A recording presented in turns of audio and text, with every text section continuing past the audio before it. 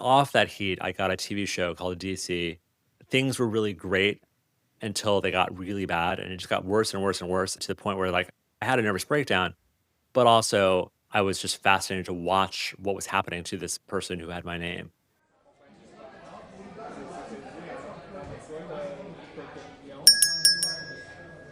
Good morning, and welcome back to 5 a.m. Story Talk, a place to talk about stories in all their forms, the craft that goes into them, and the role that art plays in our lives. I'm Cole Haddon, and today I'll be joined by none other than screenwriter John August.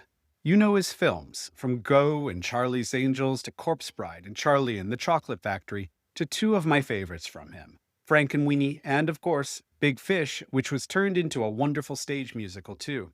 But maybe you know him even better as the co-host of Scriptnotes, where for 14 years he and his partner Craig Mazin have discussed all things screenwriting.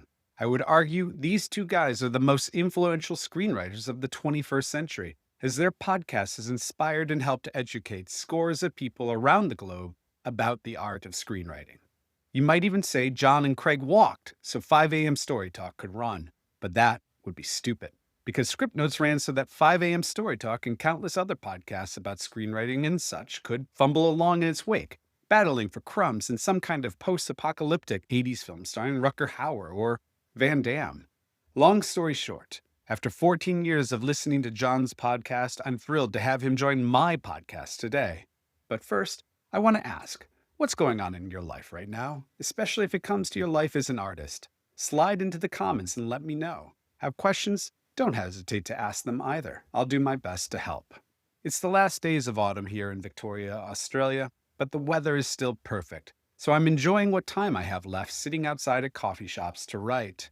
I'm about to start a new screenwriting job, a TV project, which means I've been working ahead on the 5 a.m. Story Talk newsletter and this podcast you're listening to right now.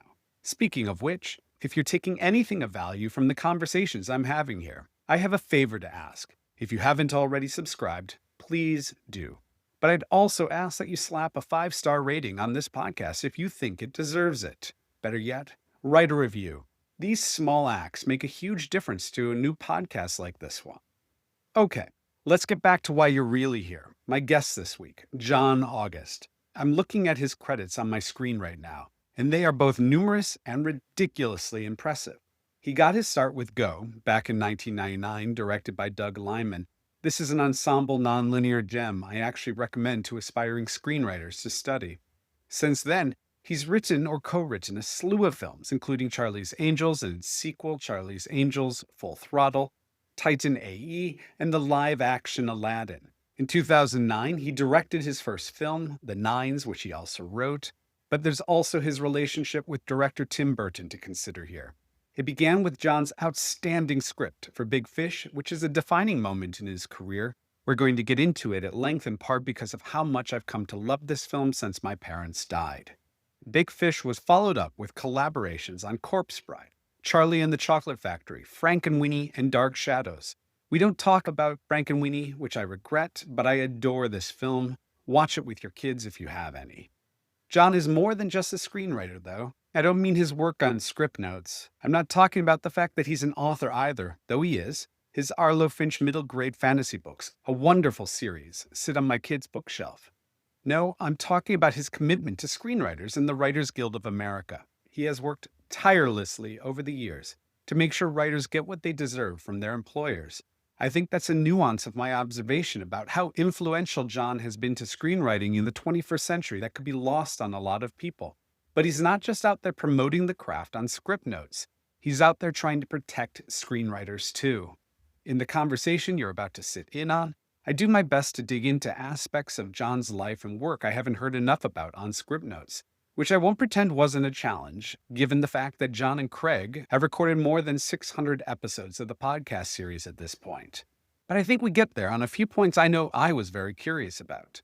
The conversation about Big Fish is especially interesting, both because of how foundational it is to his career, but also because it gave me a chance to hear more about his relationship with his own father, whose death dramatically informs his relationship to the story. I rewatched Big Fish recently, which is about a son returning home to be with his estranged father as he dies, and it's one hell of a gut punch for anyone who struggled to understand a parent, or had to hold their hand as they died. All this said, I want to really encourage you to listen to the bonus episode that follows. If it's not yet available on whatever podcast app you're using, you can find a link to it in the show notes. In it, John and I dig into a seminal, or at least a favorite, piece of art from his life, the pilot episode of Modern Family. This is an opportunity to spend nearly 30 minutes with John looking at and reconsidering an amazing piece of TV writing. You can find links to much of what John and I discuss, as well as to the 5 a.m. Story Talk newsletter in the show notes. Now, let's get into it with my guest this week, John August. Fuck me, John August is on my podcast. Jeez. It's great to see you, John. Thank you so much for joining me for this conversation. Absolutely. Delighted to do it. So you've had hundreds of guests on Scriptnotes by now, many of them the biggest names in the business, but you've only been hosting the podcast since 2011. I say that because a century of screenwriting preceded Scriptnotes premiere. And so if the TARDIS landed in your living room tomorrow and Doctor Who said he could bring you any guest from screenwriting history, who would you have on the show next and why? That's a great question and a challenging question because we've had some real legends come through, but I think I would want to reach back to writers who changed the form in meaningful ways and sort of got us to where we are right now. William Goldman, we had a celebration of Princess Bride after he passed, which was a great experience. But someone who I never met, who I really wanted to talk to, was Nora Ephron. And so she died in 2012. We started in 2011, but we didn't cross paths at all. And just what she was able to do with When Harry Met Sally and her other work is just so extraordinary in terms of finding the ways to be funny, but also dig deeper. And she was just such a pro. And I never got the chance to tell her about sort of how influential her work was and really dig into the process. I would love to do a deep dive on When Harry Met Sally with Nora Ephron, to sort of dig into that process, what the collaboration was like with Rob Reiner, with Billy Crystal, with that whole group, and how they sort of got it to come to be. So that's probably the fantasy reach into the past guest for me.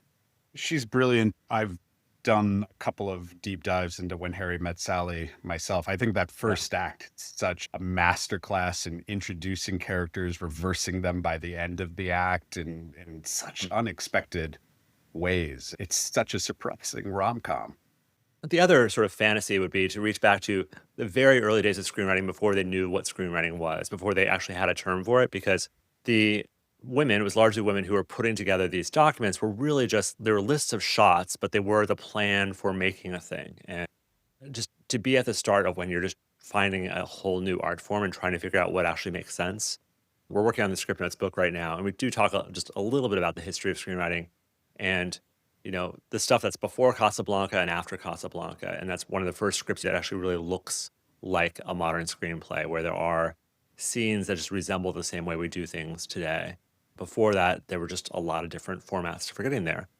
We're so used to how screenplays work right now that when you do see the odd project that has a very different format, it is just really jarring. The French film, and I'm playing on the title, the one Oscar nominated for this last year, had a really strange screenplay. And it was fun to see, but also just a little hard to process because you're not used to things being outside of our 12-point career world. Do you ever find the format incredibly limiting? Do you ever find yourself wanting to rebel against the thing that sort of provides your life and your joy? Listen, there are, when you first learn the screenwriting format and the way we present images on the page and sounds on the page, it can feel like a straitjacket. Like you're just not, like so many of your tools are removed from you. But I find that if I'm thinking of myself as an audience member who's sitting in a theater watching a thing, it becomes much easier to figure out how to convey that experience on the page. And so I'm a big fan of, we see and we hear when we need to use those terms, but really capturing the experience of what that's like. We just went through and did an episode with Christina Hodson. We were talking about action sequences, and the difference between reading a great action sequence and reading an action sequence is really whether the screenwriter has a sense of the geography of what it feels like and how they can convey that using the tools that screenwriting has, which is sentence length and white space and just how you're carrying the eye down the page and making the person who's reading the script feel like they're actually in a theater experiencing that. So, getting back to your question, am I ever frustrated by the form? Not really that much. When I see people doing experiments with it, I understand why they're trying and why they're reaching for it. Christopher Nolan with the Oppenheimer script, which is from the first person, is written in the first person. And sure, I get that. It's a way for him to place himself in the point of view of Oppenheimer as he's writing it. And yet it doesn't necessarily change the experience of the audience watching a thing. We're always going to be a collective group of people seeing a thing on a screen. So then, looking back, I know you were born in Boulder, Colorado, Yeah. but did you grow up there? And I'm curious what your childhood was like, but also what your relationship, even your family's relationship to art was. Yeah. So grew up and was raised in Colorado. So I was there from birth until 18. Then I went to school in Des Moines, Iowa for a journalism degree, then off to California for film school. My relationship with art is I was very much middle America, what everyone saw. So I saw TV, I saw a lot of TV, movies, not every week, but a lot of the time. Very normal kind of restrictions on what I was allowed to watch and what I wasn't allowed to watch in terms of what was age appropriate. I had an older brother, so he could rent tapes for me and I could see movies I probably shouldn't have seen a little bit too early, but that's a really common Mhm. experience of it. And then I got to see some plays, I got to see the Boulder Dinner Theater, got to see some bigger things, but a very, I think, common American experience in terms of how much I was exposed to, including the sense that I didn't know that there were writers behind these things. I didn't really understand that TV was written. I didn't understand that movies were written. I'd read plays in high school, but I didn't have the sense that there was the same kind of document underlying the work that I was seeing on screens. And so it wasn't until probably high school or so when Premiere Magazine was the first Mm. sort of popular sort of magazine you could buy at the newsstand that was talking about movies. And you realize like, oh, there's screenwriters. They talk about the screenwriters behind it. They talked about Nora Ephron probably.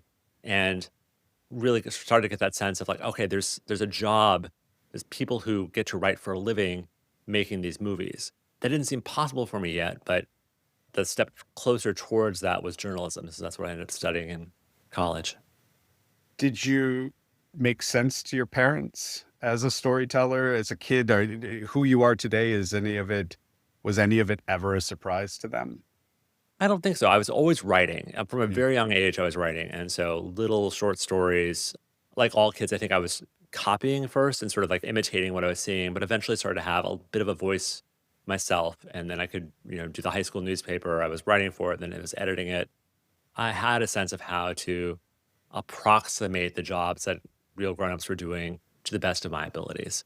And so I don't think they were surprised that I was going into film or advertising, which was my undergrad degree, because they always saw me writing stuff. It wasn't a surprise. I think the me moving to Los Angeles was a jolt, but not unexpected. I was always sort of a ambitious kid. So, with the move to Los Angeles, I wanted to ask about your name. I did something I almost never do. I looked on Wikipedia and realized that Uh-huh. you, like me, have a fictitious name. And I had a very specific experience changing my name, moving from Detroit and that sort of early life Mhm. to Los Angeles. I'm curious, did the change of the name happen before you entered your MFA program, after? And did it have any effect on you reinventing yourself, distinguishing yourself, positive, negative, from who you were before you showed up in LA? Yeah, so I had a difficult to pronounce German name, and it was the frustration of like meeting anybody for the first time. The first 15 seconds of every conversation was correcting how they mispronounced my name, and that was just frustrating. It's frustrating for my whole family, but it was going to be frustrating for me just because I sense like I'm going to go out into a world where I'm going to be meeting people all the time, and man, it'd be nice if I just had a simpler name for it. And so while like probably my senior year of yeah, probably like midway through college, I started thinking like, oh, well, what would it be like if I were to take my mom's maiden name, which is Peters, but unfortunately there already was a John Peters, who's a very famous producer, so that's gonna be a frustrating name. So then I reached to my father's middle name, which was August. And it's like, oh, there's not a John August. It sounds right. It sounds like a name. It sounds like a brand. It sounds just, it's easy. You don't have to spell it. It's like August, like the month. My father passed away while I was in college. So there wasn't quite that same um, sense of betrayal of my family name to sort of move forward. So I decided that before leaving for grad school, before starting my MFA program, I would change my name legally and just like really start a whole new clean life as John August out there. And mostly it's been great. It's just so much easier to have a simple name. We had Mindy Kaling on the show, and she and I were talking about she also shortened her name before she started her career. And it's like, it's just easier. It's sort of, yes, it removes some of your ethnic history in her case and in my case, but it's just makes life easier to introduce yourself. I guess the downside to it, and you may have found this too, is that people you knew from high school or college wonder like, what the hell ever happened to him? Because you've disappeared. Like you're no longer searchable as who you were before. What's been your experience? I found it allowed me, I didn't realize it was happening at the time, but I think I embraced the reinventing yourself away from your Hmm. Midwestern upbringing, from, in my case, a very Yeah. conservative, very just typical, but constraining, creatively unimaginative life, to being this entirely other person, to the degree that the first time I Hmm. came home, there were comments on that I was wearing different clothes. Everything Yeah. was, Yeah. I mean, I don't think I changed that much, but over time I realized that I stopped identifying myself by my fictitious name, and would always emphasize that that was just my pen name and that there was another name, because it Yeah. really confused me. And I think it had a consequence even on my work, because I was writing more for Hollywood at some point, and I realized I wasn't writing, I guess, the more authentic version of me. Yeah. It confused my identity. And so you're one of the, I had the same story. Nobody could pronounce my name. My family couldn't pronounce the name. They all had different versions of Yeah. even how to spell it. It was Yeah. infuriating. And so I was, I'm just curious if that division of identity ever showed up for you. Well, I think as you after you graduate from college, it's a very natural flip point to like who you are after. And that's why I always encourage when people graduate from college, if there's a city you want to move to, move right away. Because I think if you stay put, you're going to anchor yourself in that place. You're going to become embedded in the place where you go to college or wherever you stay after college. And so I think it's the right time to move right then because you are going to kind of become a different person. And so the name was part of it, but it was more just I know the sense of agency you have, the sense of control, the sense of ownership of your own life is so much more noticeable, visible, important when you're 22 than when you were 18. And it just felt like the right time to sort of make that change. You're gay and coming to LA at that Mhm. time, leading into Modern Family before Oh, Ellen. yeah. Can I ask about that? Oh, of course, of course. And so I wasn't out while I was in college. And so I sort of knew I would come out after I came out. So that was a much bigger shift in sort of like, who I was and sort of who I was presenting myself for and and sort of how honest I was about what I wanted once I came out, which was shortly after I arrived in Los Angeles. And that was also important. And it was never a big question whether I was going to do it. Like I sort of knew I was going to do it. But this was 92 and it was like just at the place where it felt safe and right to do it. So yeah, there were other like beyond my name, there was other stuff changing about me that was sort of, a factor in what was so different about like the John who's living in Los Angeles versus the John from Boulder or from Des Moines. It is such a strange thing about the arts that you go to these major cities to not necessarily reinvent yourself, because this is how I think most Mhm. people think of this. Marilyn Monroe goes to Los Angeles and reinvents herself. Yeah, In some ways, I think you're just actually being able to be your authentic self, the real yeah, you, and sometimes that involves a name change, as I think yeah. it did with us. For sure. I think that move to the big city is a chance to find yourself, to stake your claim, to find your community, to find sort of the people who want to do what you want to do. And so for gay people, there's a reason why you move to bigger cities. just so there's a big enough critical mass to do that stuff. But I think for the arts in general, that's why that you see this pull towards the cities. It's just so you can be around other people who are doing what you want to do. People ask like, "Oh, should I go to film school?" And I say like, "Listen, the things they teach you in film school, you can teach yourself. You can learn other places. You can find ways to do it. But they what you can get out of film school, which is so unique, is that you're going to be surrounded by people who are trying to do the kinds of stuff that you want to do. And with that, you'll find a group of people who you can collaborate with on stuff. And that's great. And in some cases, it's worth the expensive tuition to do it because you're around talented people who are trying to create stuff together. And that's great. And so it's whether moving to film school or moving to a big city that does a thing, that's why you do it. It's why you move to Nashville if you're a country songwriter. So you're around people who do that thing. So I've chatted with approaching 100 artists in the past 2 years for this interview series, and some have talked about being astonished that their careers stuck, given how difficult they thought they could be to work Mm. with earlier in their careers. The Yeah. reasons for that difficulty being manifold. So what about you? Do you think you arrived in Hollywood with a knack for collaboration already, or were you a pain in producers' asses upfront? Maybe you still are. Oh, no, I think I'm very collaborative. I think I'm very much the teacher's pet, grade grubber, the one who wants to sort of impress people. And so I definitely have that aspect. I also have I seem young and harmless a lot. And so people sort of like, invite me in and I don't sort of scare people too much, at least in collaborators. As I've gotten older and the people I'm working with get younger, I definitely that is a shift and a change. But I feel like I never had a hard time being with a group, making myself feel valuable and hearing people. I had those emotional skills pretty well developed right from when I got here. So it made the 2 years of film school. I was intimidated, but I think I could hide it pretty well. I had all the imposter syndrome stuff, but it wasn't crippling. I don't think I rubbed too many people the wrong way. So it made it very easy for me to go out and do the basic fundamental things that young writers have to do, which is talk to producers and find reps and be in a room and describe what it is you're trying to do.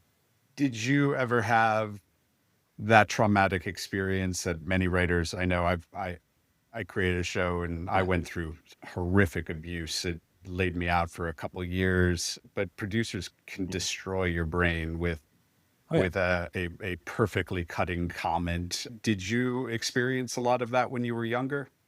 How did you navigate it if you did? Yeah. So I'd say the early part of my career, like I graduated from I was in my film program.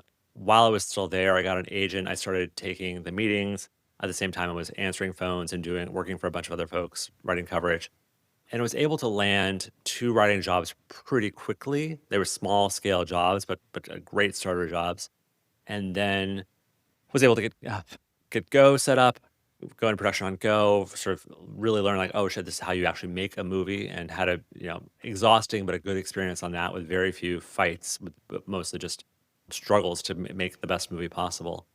And off that heat, I got a TV show called DC, which I set up at the WB network. And that was probably the equivalent of what you're experiencing, where it's like things were really great until they got really bad and they just got worse and worse and worse. And to the point where like I just felt like um I was watching this character with my name sort of just stumbling through this situation. I had a nervous breakdown, but also I was just fascinated to watch what was happening to this person who had my name, because it was just really, really difficult and exhausting, and I just didn't have the support I needed around it. And so it wasn't a matter of individual cutting comments, but it was just an awful situation. And I think if I had gone through that and I hadn't didn't have if that seesaw wasn't if I didn't have the balancing factor of like other things going really well around the same time, it really could have derailed me for years, I think. The same time that was going on though, I was doing Charlie's Angels, which was exhausting but good. I was doing Big Fish, which was exhausting but good. There were enough other things to sort of balance out the really shitty time I had on DC. I found myself staring at the ceiling a lot. My wife would just find me in the dark, staring at Yeah. the ceiling, and I think I'm always curious about this when I talk to other writers, especially ones with so much more professional success, I suppose, than I've had.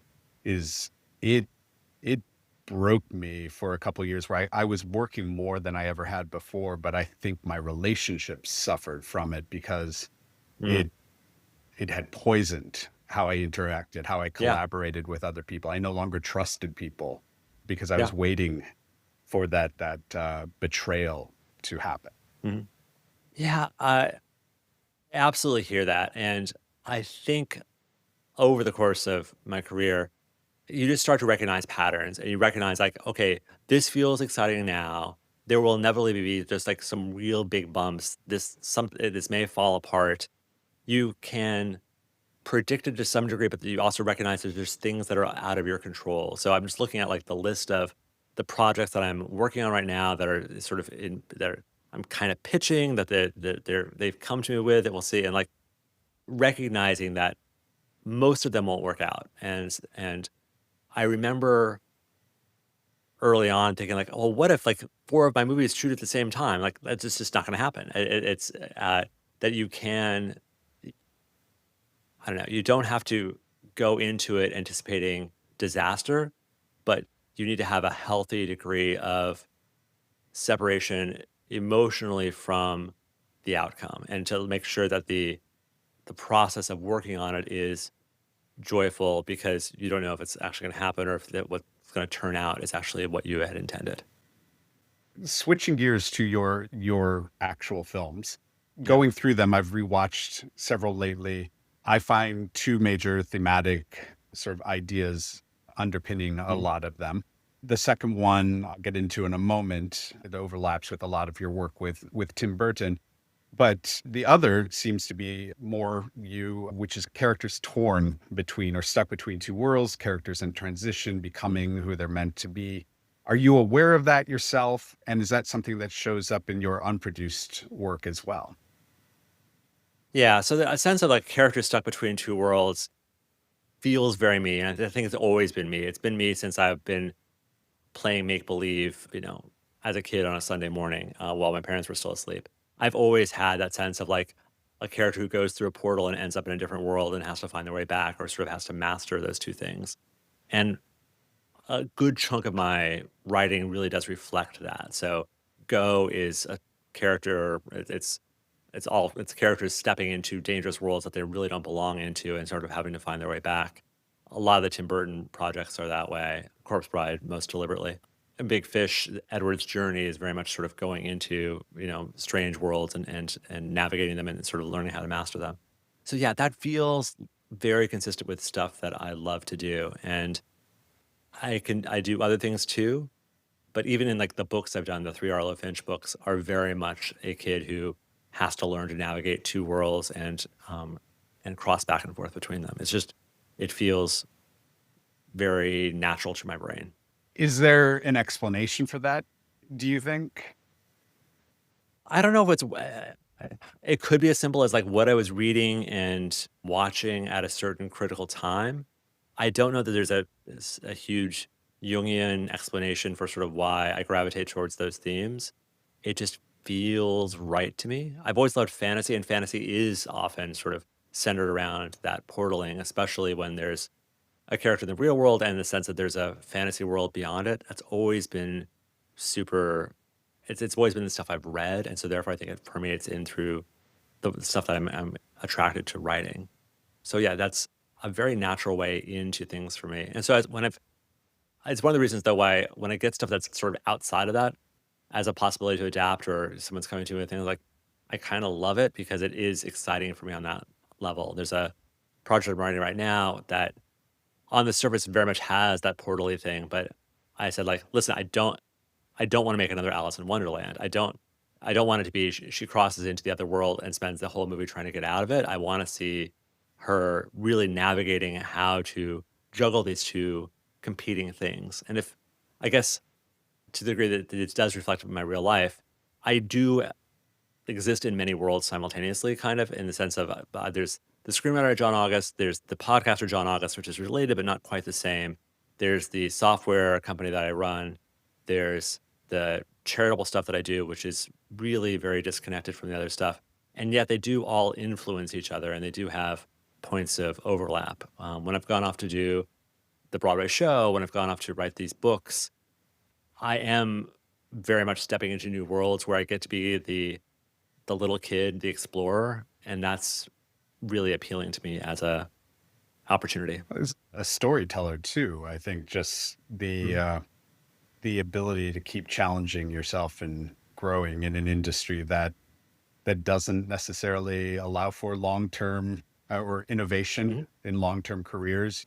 Yeah, yeah, for sure. And listen, I think there's choices I made that I'm really happy I made. And there's choices where I pursued stuff that, again, as you know, like one of the big frustrations of a feature screenwriter is like so much of the work you do never shoots. And so I went through a couple of years where I picked projects. I was like, oh, this will shoot. This will be great. And I just picked the wrong things. They didn't shoot.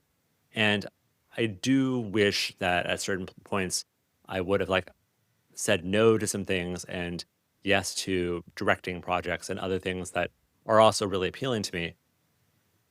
But you don't get a chance to rewind and sort of see how stuff would have sorted out differently. I'm curious what those opportunities that you didn't necessarily take, what would have been the motivation not to take them? The reasoning not to take them? Was it to play it safe? Weirdly, the projects I'm thinking of were like they felt like really kind of safe bets. They were like, oh yeah, that's a movie that's going to get made. Like, no, I should do that. I did a Shazam movie many years ago, which was like it's just a really good idea. You have a kid who, it's a very classically a two worlds situation. You have a kid who has the power to become an adult suddenly and become a superhero, but he's also a real kid at the same time. So it's big with superpowers. And that's a great idea, independent of its, roots in DC Comics. It's a really strong idea.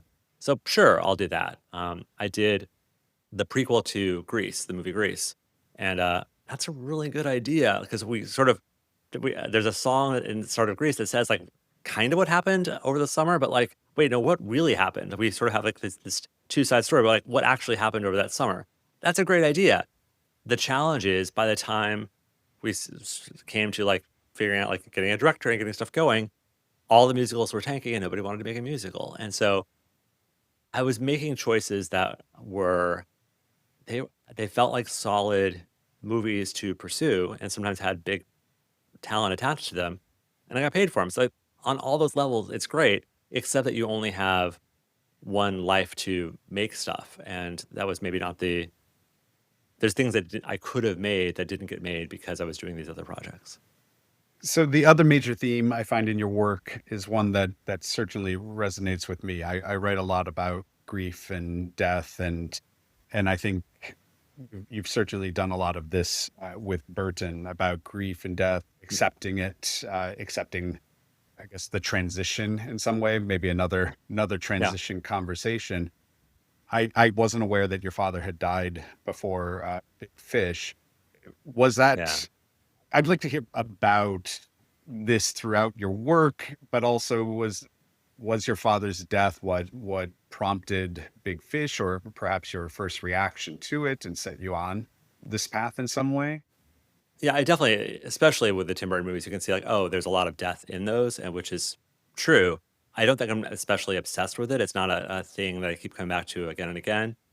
But with Big Fish specifically, that was a book I was sent clean. It was just a book I could get the rights to, and I had a weekend to read it. And as I was flipping through pages, I really understood what the movie was. I could see the movie there, even though it was vastly different than the text that was on the page.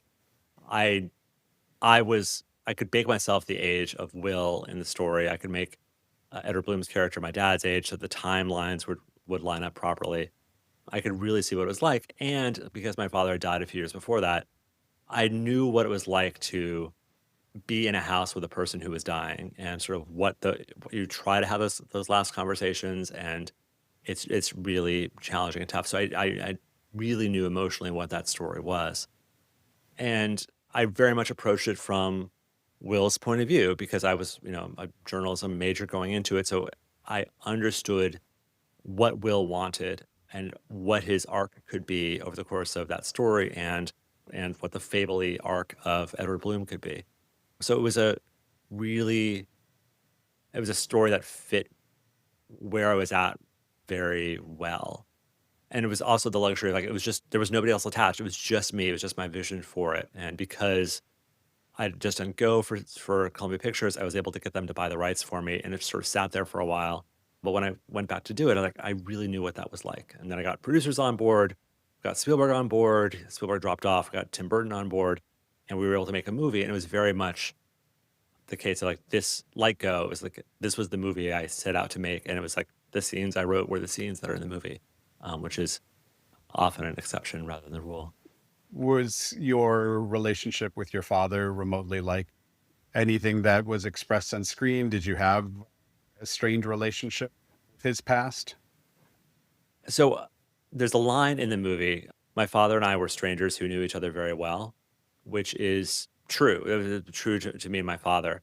But my father was not the extrovert. He was not the center of attention that Edward Bloom was. He was the son of a poor farmer in Missouri who had made something of his life, but clearly carried with him a bunch of trauma. And it was to this day I don't know quite what all of it was, but he was very introverted. It was hard to get stuff out of him. And I was much more introverted as a kid, but I sort of grew much more extroverted as time went along. So, like Edward Bloom, I could predict my father, but I did not really understand what was happening in his head, and that was frustrating to me to some degree. So I could understand that dynamic, even though it was very different than the dynamic of Edward and Will is in the book.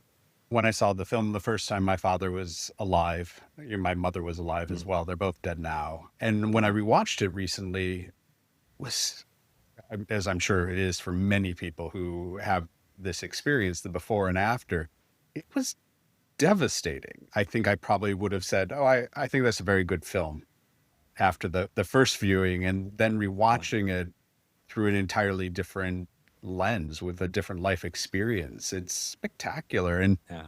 I'm curious, because you've been working on this for so many years, you're musical now. How has your relationship to the text, but also the ideas at the center of it, changed over time? When I finally got around to writing the script, because it had sat there for like 2 years as I was doing Charlie's Angels and other stuff, when I finally got down to do it, there were sequences like when Edward's death, like taking Edward to the river and that final conversation where I just went sort of fully method, and I would sit in front of a mirror and like bring myself to tears and then loop the scene in my head and then like write it down. And so I think sometimes just the words I chose were very much influenced by the fact that I was like sobbing as I was writing them. And that feeling has stuck through in every incarnation. So in the movie and in the Broadway version and all the versions we're doing after, we just did a new version in New York. And even though the text changes and the actors change and the staging changes, those underlying ideas are still there. That the feeling is still there, and it still resonates the same way. Like, I will still cry at the same moments, even though I fucking wrote those lines and I know exactly what's coming. Like, that journey will still take me there. So I just it, it's a rare gift to have written something that sort of keeps going after you, and sort of that people keep discovering and people keep trying to keep finding new connection to. It was frustrating when the movie came out. It was like it was successful, but it wasn't like the big hit. Like, I got a BAFTA nomination, but it wasn't for you would think that the movie like got a bunch of awards and it didn't. It's a much more important movie to a lot of people than its overall critical reception was at the moment. It's a screenplay in particular that whenever I talk to anybody who was in development at the time, Mhm. executives, agents, producers, they talk about it like it was the second coming, that Oh, they'd have never had an experience reading a script like that, that it was a script some people have described to me as undeniable, that no matter what happened, it was going to mm. get made. And so I'm curious, Emotionally, what was it like to have that made in the same year that those assholes at the Razzies give you a worst screenplay award for Full Throttle, for Charlie's Angels Full Throttle? What dissonance! Oh, yeah, no, it's huge distance, but also, yeah, a giant shrug on that front. Listen, I have a frustrating relationship with the second Charlie's Angels because I love the first one's movie so much, and we really went into the second movie with such good intentions, but also different intentions, and that the result of the second movie is a bunch of different intentions. And then 20 years later, people love the second movie too, and I let people love what they want to love. So no, I never, I honestly did not remember that we got a Razzie nomination for the second Charlie's Angels. People are gonna hate on things, and that's absolutely fine. I think you'd rather have something that people react to than something that just, like, disappears into the void, and, like, that honestly is sometimes the most frustrating outcome as an artist, where you feel like you threw a stone and it just disappeared in the water without Mm. making any ripples. And that's why I talked to so many writers who have had movies that have debuted on streaming, and or series that they kill themselves that debuted on streaming, and it's just like, they're there, kind of, but then they disappear. Or worse, I've know folks who worked on Batgirl. It was they shot a whole movie. It doesn't exist. Or the Looney Tunes movie, the Roadrunner movie. Sorry, Coyote versus Mm. Acme. Crazy what that is. And so you'd much rather get a Razzie nomination for something than for something to just not happen. And so much of what you and I write also just doesn't happen. They're just movies trapped in 12-point career on paper. When we talk about problematic artists, and this is just a really bad lead up to this Mhm. question, but these days we talk about how does art exist apart from the Mhm. artist? And in your case, Big Fish does seem to have evolved beyond you. It seems to Mhm. exist as a sort of just miraculous little piece of art that 50 years from now is going to mean something well beyond John August. Does it feel like that to you, and does it feel like you're ever chasing writing something as good? Oh, that's interesting. Listen, I would love if people still talk about Big Fish in 50 years the same way. I've at the moment have a very hard time envisioning like what 5 years looks like now from now, the best much less 50 years from now. But listen, it is. I do love that people keep rediscovering it, and that it holds a place for so many people who have fathers, which most people have fathers. That there's a connection to it that's great. Do I don't know that sense of there's no permanence, weird, and the sense of whether there's art that exists independent of their creators.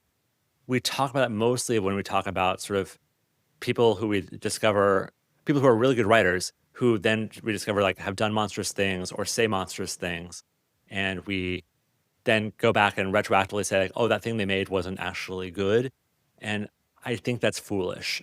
If something, if a movie doesn't hold up to the test of time, which some of them don't, great, that's fine. Like, it's a thing you enjoyed at the time and you don't enjoy it now, and that's fantastic. But if it's the reason why you don't, but now you decided that this thing which was fantastic is now bad, is because the creator is revealed to be shitty. I don't think that's a good use of artistic, of reinterpretation of stuff. Like it's a lot of the things that we love were made by people who, if you went back and really looked at who they are now, you would say, "Oh, that guy was a dick." So, last question, and we're going to be back in a moment to discuss the Modern Family pilot, which Yeah. I'm really excited about. But first, I want to ask another big question. Do you think Hollywood still has the power to unite the world where the traditional delivery methods of film and Mm. TV have changed so dramatically over the past 15 years? For example, movie theater attendance has crashed. The ubiquity of streamer content means fewer of us are ever watching the same thing as everyone around us. Yeah. Zeitgeist moments like Star Wars or MASH, MASH's finale or Friends finale seem impossible, and Game of Thrones numbers for its finale now seems sort of Mm. a last gasp of prior Yeah. era of pop culture. Do we still have the power out of Hollywood in particular to do this? I think we have the power to do some pretty big things. And I think if we're comparing 2025 to 1975 is never going to be the same thing. And stuff will keep shifting. There are some moments where we all sort of see the same thing. It's increasingly rare, but it does happen.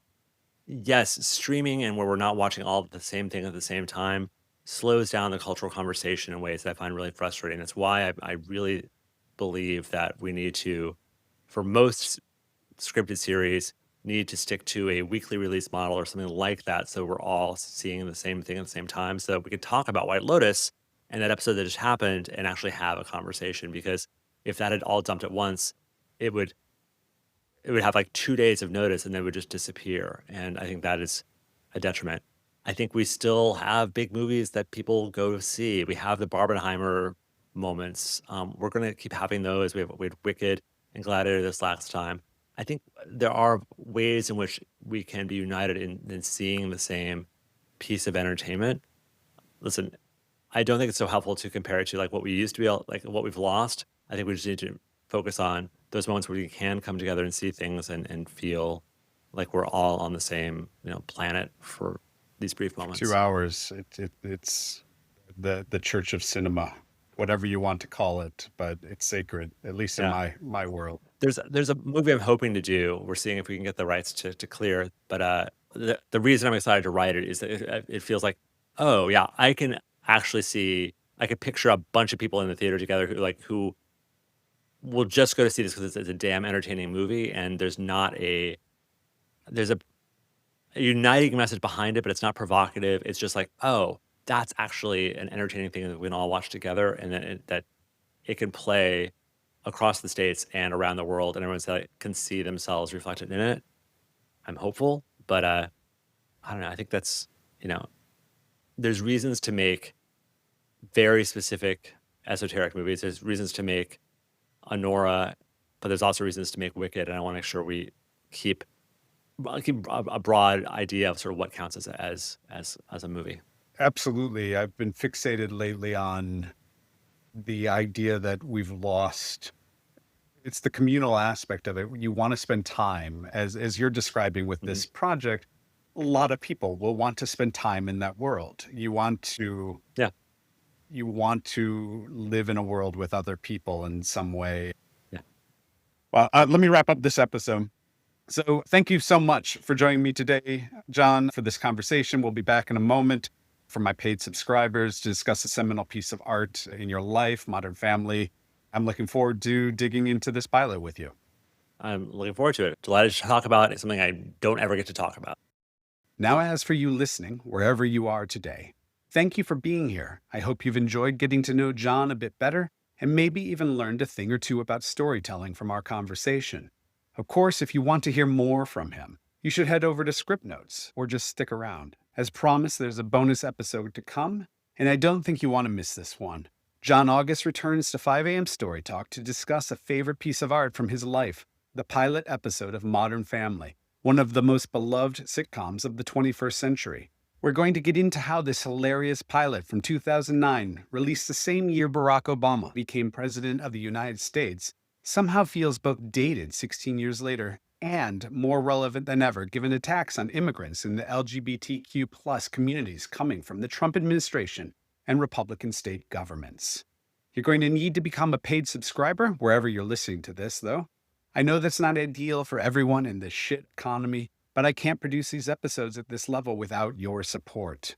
Alternatively, you can head to the show notes and subscribe to my 5 a.m. Story Talk Arts newsletter, where you'll get access to all my podcast episodes days, weeks, and sometimes even months early. You'll also get access to hundreds of arts articles, most of them focused on screenwriting and writing, many of them exclusive to paid subscribers, as well as the opportunity to join me for monthly Ask Me Anything About the Arts chats to hopefully help you with whatever you're struggling with as a creator at the moment. Upcoming guests of this podcast include John Wick screenwriter Derek Kolstad, cyborg anthropologist Amber Case, and Dark Horse Comics founder and CEO Mike Richardson. Next week, I'll be joined by Best Picture Oscar winner Bly Pagan Faust, producer of Spotlight, and Erica Lee, partner at Thunder Road Films and producer of the John Wick franchise. Thanks again for listening, my friends. See you at the bonus episode for some more 5 a.m. Story Talk, where John August will break down the pilot episode of Modern Family.